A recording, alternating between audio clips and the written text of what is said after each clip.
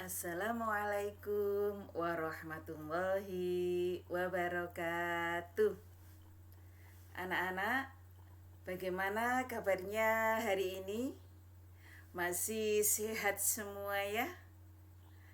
Anak-anak pasti kemarin sudah menjalankan PTS, yaitu penilaian tengah semester. Anak-anak bagaimana mengerjakan soal kemarin? Pasti bisa semuanya karena materi sudah disampaikan semua sama Bu Guru. Bisa juga anak-anak melihat di LKS atau buku panduan PAI-nya ya. Tetapi sama Bu Guru insya Allah semuanya sudah disampaikan. Kalau anak-anak ketika belajar masih bingung, bisa anak-anak membuka kembali video-video yang pernah dikirim sama Bu Guru. Jika sudah hilang bisa telepon ke Bu Guru, tolong Bu dikirim lagi, nanti dikirim Bu Ulfia lagi ya. Anak-anak, kali ini setelah melaksanakan penilaian tengah semester, anak-anak kembali kepada hari-hari seperti biasanya, yaitu materi-materi yang kita pelajari setiap harinya. Anak-anak, pagi ini kita akan kembali mempelajari materi pendidikan agama Islam. Sebelum pelajaran kita mulai, mari kita semua membaca doa menuntut ilmu. Semoga ilmu yang anak-anak pelajari pada pagi hari ini mudah difahami anak-anak dan menjadi ilmu yang bermanfaat. Ayo berdoa dulu sama Bu Guru. Bismillahirrahmanirrahim. Rabbi zidni ilma warzuqni fahma.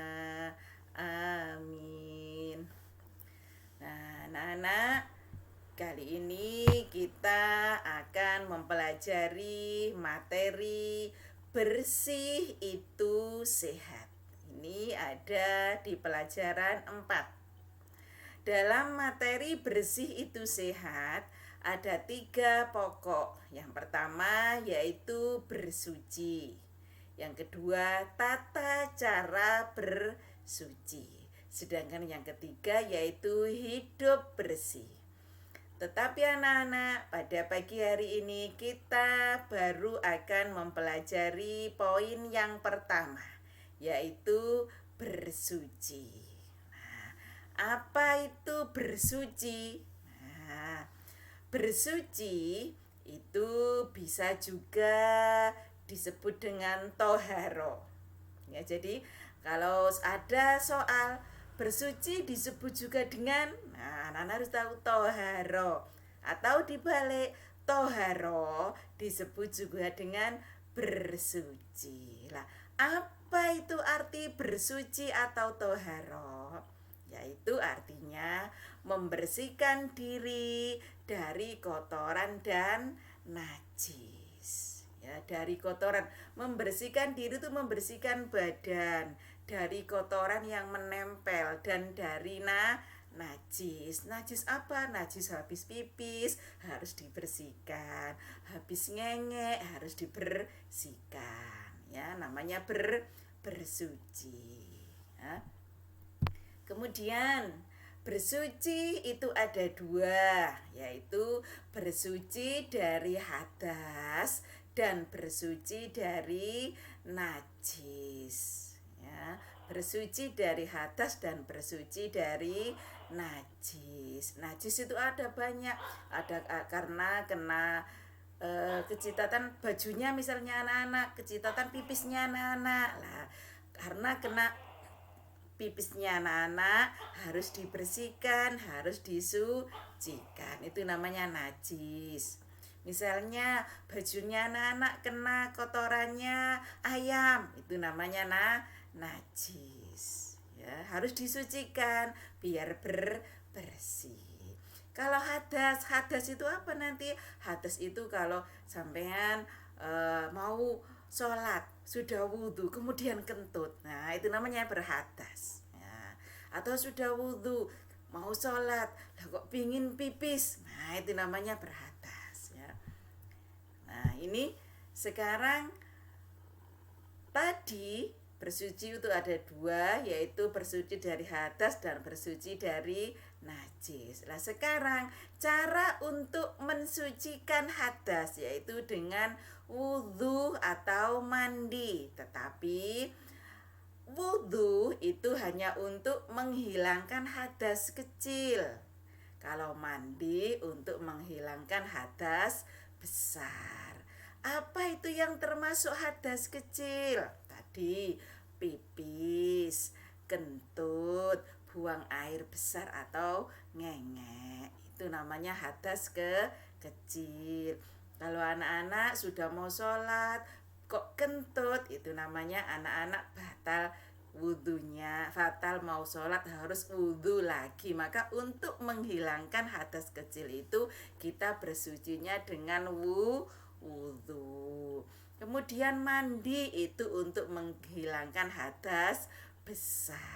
Untuk menghilangkan hadas besar yang dengan cara mandi ini tidak diterangkan ketika di kelas 1, tetapi ketika di kelas 4 ini akan diterangkan. Kalau di kelas 1 cukup hanya untuk menghilangkan hadas kecil yaitu dengan cara wudhu. Anak-anak pasti tahu kan wudhu?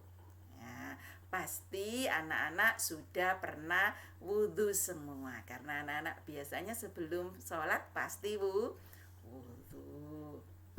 Nah, sekarang apa saja alat yang digunakan untuk bersuci? Yaitu air. Nah, air apa saja Bu Guru? Nah, itu ada air sumur. Anak-anak tahu sumur? Nah, ada air laut, pasti tahu air laut. Air sungai, pasti juga sudah tahu.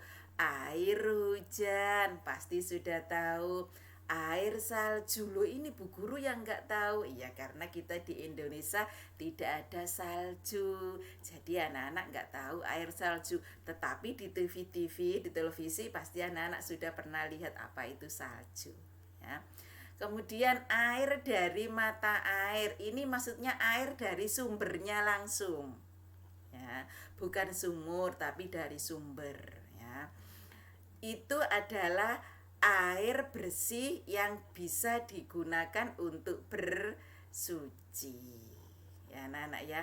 Karena air yang bisa digunakan untuk bersuci itu hanya air yang bersih dan suci. Kalau air kotor tidak boleh digunakan untuk bersuci. Bagaimana anak-anak? Paham? Nah, kemudian macam-macam bersuci. 1. Mandi. 2. Istinja. Kalau mandi pasti anak-anak sudah tiap hari melaksanakan mandi 3 kali sehari atau 2 kali. Istinja pun begitu. Apa Bu Guru istinja? Istinja yaitu membersihkan kotoran setelah buang air kecil dan besar. Apa Bu Guru buang air kecil? Buang air kecil itu pipis. Kemudian buang air besar itu ngengek. Ya. Pasti anak-anak setelah pipis atau ngengek pasti kan bersuci, dibersihkan biar tidak bau dan biar tidak kotor, tidak najis. Itu namanya istinja. Ya. Gimana anak-anak? Bisa dipahami keterangannya Bu Guru? Ya, mudah-mudahan anak-anak semua bisa memahami keterangan Bu Guru pagi ini. Semoga anak-anak tidak pernah malas belajar meskipun ketemu Bu Guru hanya lewat video, tetapi tidak mengurangi semangat anak-anak dalam belajar. Kiranya hanya sampai di sini pelajaran kita pada pagi hari ini. Semoga anak-anak bisa cepat memahaminya. Akhirnya mari kita tutup pelajaran pada pagi hari ini dengan bacaan hamdalah. Alhamdulillahi Rabbil Alamin. Akhirnya Assalamualaikum warahmatullahi wabarakatuh.